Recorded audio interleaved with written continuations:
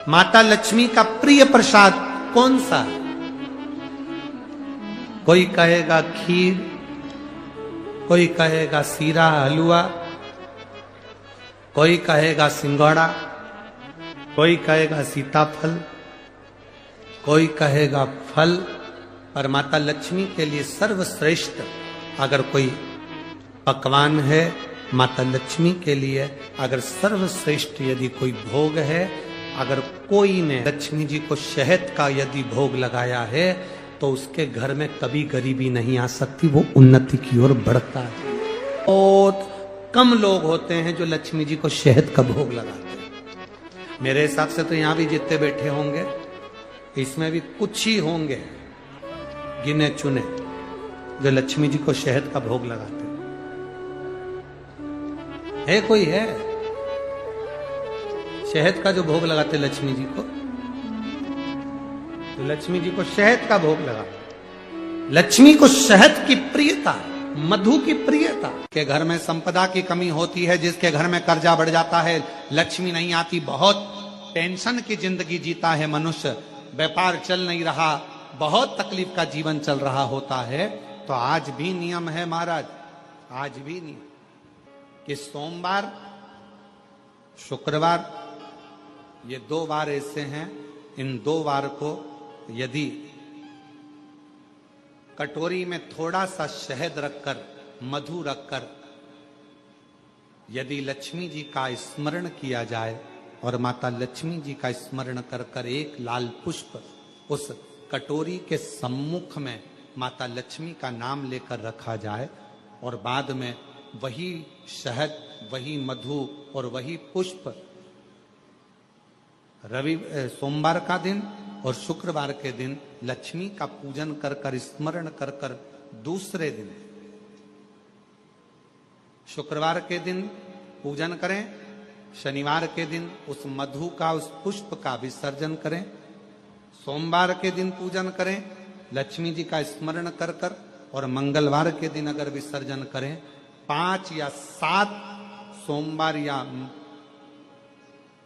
शुक्रवार को यदि आप मधु का भोग लक्ष्मी जी को लगाना प्रारंभ कर दें, शिव का नाम स्मरण कर कर, तो उसके घर में कभी संपदा की कमी नहीं होती, लक्ष्मी उस संपदा को बढ़ाती है।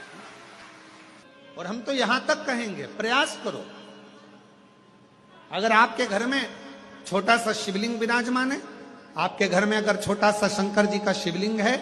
छोटा सा शंकर भगवान का शिवलिंग है, या आपके घर में कुबेरेश्वर धाम का कंकर है, और आपके घर में यदि शंकर भगवान का शिवलिंग है, या सीहोर का रुद्राक्ष हो, या शंकर भगवान का शिवलिंग हो, या कंकर शंकर हो, तो निवेदन है जहां पर भी शिवलिंग आपके घर में विराजमान है, अगर छोटी सी कटोरी में एक बेलपत्र को आप नीचे रखिए, छोटी सी कटोरी उस बेलपत्र के ऊपर रखकर उसमें थोड़ा सा मधु, शहद, शंकर भगवान की साक्षी में शिव जी के सामने अगर शुक्रवार की शुक्रवार रखना प्रारंभ कर दो, धीरे धीरे संपदा की वृद्धि अपने आप होना प्रारंभ हो जाए। मधु, देवी भागवत का यह प्रसंग है, 6ठे स्कंद का 16वां और 17वां अध्याय देवी भागवत का वर्णन करता है। मां लक्ष्मी पृथ्वी पर आ गई, रात्रि को देखा कहीं स्थान नहीं, एक बूढ़ी के स्थान पर, बूढ़ी के दरवाजे पर जाकर विनय करी, शहद मधु पाने को मिला, वर दे दिया, मैं तुझे वर देती हूं, तेरे घर में कभी संपदा की कमी नहीं आई। तूने मुझे मधु दिया है, तूने मुझे शहद दिया है। 56 भोग दीपावली के दिन माता लक्ष्मी को लोग लगाते हैं, ढेरों सारा गुजिया, पपड़िया, बर्फी, चक्की, मठरी, खाजे, पपड़िया सब लक्ष्मी जी को भोग लगाते हैं। पर यदि एक पान के पत्ते पर भी एक बूंद अगर शहद का दीपावली के दिन अगर रात्रि को भी लक्ष्मी को भोग लगा दिया जाए तो कभी संपदा कम नहीं, कभी संपदा। एक बूंद मधु का, शहद का यदि सामने रखा जाए, लक्ष्मी जी के भोग लगाया जाए, तो संपदा की कमी नहीं आ सकती, क्योंकि मां वर देती। पहर के बाद में तोड़ी गई बेलपत्र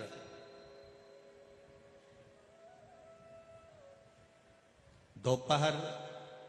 के बाद अगर हम बेलपत्र को तोड़कर शंकर भगवान को समर्पित करते हैं तो शिव उसे स्वीकार नहीं करते।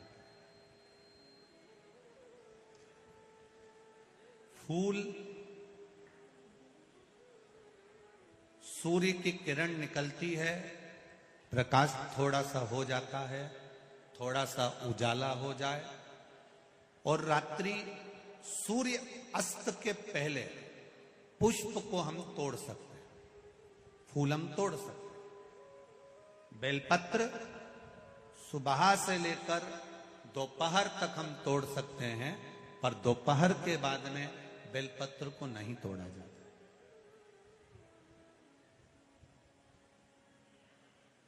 चतुर्थी, अष्टमी, नवमी, द्वादशी, चतुर्दशी, अमावस्या, पूर्णिमा, संक्रांति, ये ऐसे पर्व हैं जिस दिन बेलपत्र को नहीं तोड़ा जाता। चतुर्थी, अष्टमी, नवमी, द्वादशी, चतुर्दशी, अमावस्या, पूर्णिमा, संक्रांति, ये वो पर्व है जिस पर बेलपत्र को नहीं तोड़ा जाता। पुरानी बेलपत्र 1 महीने पुरानी भी रखी है। पुरानी बेलपत्र मंदिर के बाहर भी अगर निर्माल्य में उतरी हुई बेलपत्र किसी डलिया में पड़ी है, बहुत सारी बेलपत्र अगर किसी ने ले जाकर निर्माल्य को कहीं ले जाकर पटक भी दिया है मंदिर के कोने में, वहां से बेलपत्र उठा लो, उसको धो लो, साफ कर लो, वापिस ले जाकर महादेव को चढ़ा दो, वो स्वीकार कर लो।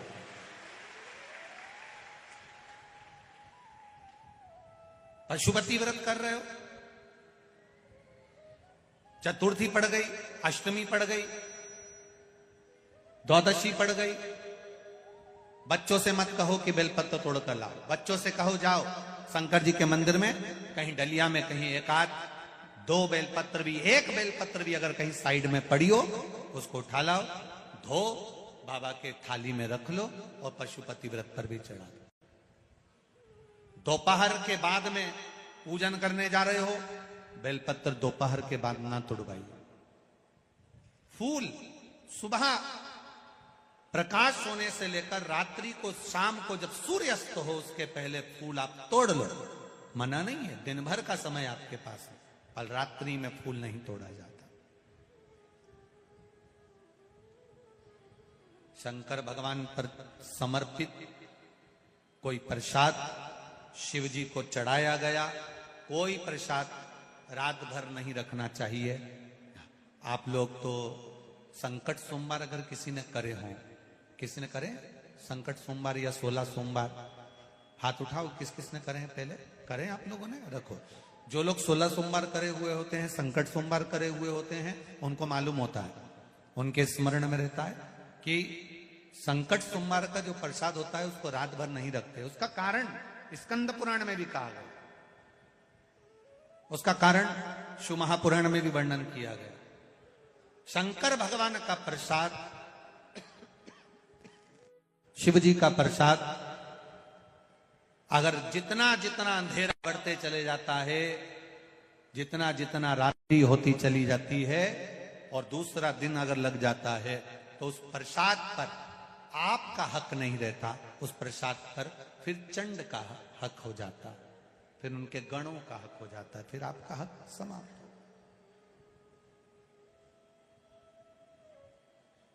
तीसरी बात का स्मरण करिएगा, एक तो बेलपत्र दोपहर के बाद ना तोड़िए, दूसरा पुष्प रात में ना तोड़िए,